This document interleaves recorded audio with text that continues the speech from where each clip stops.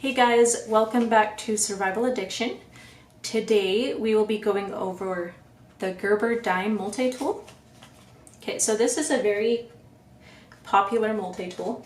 It's small and compact, it's very easy to carry around, and it's very unintimidating, which is really useful for a lot of people. Okay, so I got the black version. So this goes for $19.95 on Blade HQ, and it has 10 tools.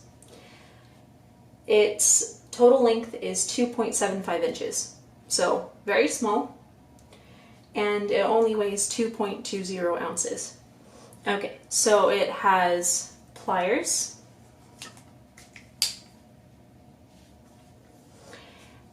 there is a wire cutter, a blade, package opener, scissors, flathead driver, crosshead driver, bottle opener, and tweezers. Okay. So as far as price goes, that is an excellent price. $19.95 for a multi-tool. It's an excellent price. The only other multi-tool out there that I know of that really compares in price would be a Victorinox. And this size for Victorinox usually doesn't have 10 tools. It usually has like 3. So this can definitely be a better option if you're wanting different tools. Okay, so price-wise, I'm giving it a 9, just because there's not very many other tools out there that can compete with the Gerber dime. So there is the Gerber vise and those other ones. They have different tools. And then there's also the Leatherman squirt, but the Leatherman squirt goes for a lot more. Okay, so material wise, I'm just going to give it a 5. It doesn't specify what type of steel this is. So my guess is it's a stainless steel or some type of a tool steel. But that's fine. You usually don't need a super high-powered steel for like a multi-tool. So materials, I'm giving a 5. And then as far as the design goes, I really like the design. The pliers easily fold back into the multi-tool, making it smaller.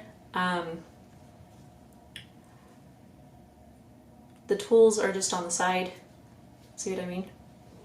Okay, so there's the scissors.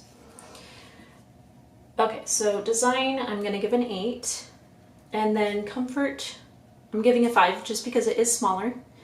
I wouldn't expect it to be the most comfortable thing in the world, but it is fairly comfortable. Alright, so functionality, I'm going to give it a 7 because for the most part, I can get the tools out and use the tools fairly easy. Ease of opening, straight out of the box, I'm going to give that a 3. So there's a reason I'm giving it a 3. It is so hard to get some of these out. They're just in there really good. So what I'm going to need to do is go in with a Torx screw and just loosen it just a bit because it's a little bit too tight to open comfortably. I feel like I'm going to break a nail. And I don't really have long nails. So that can be an issue. But I guess it's better that it's super tight than super loose. Okay, and then as far as safety goes, I'd probably give it a 6.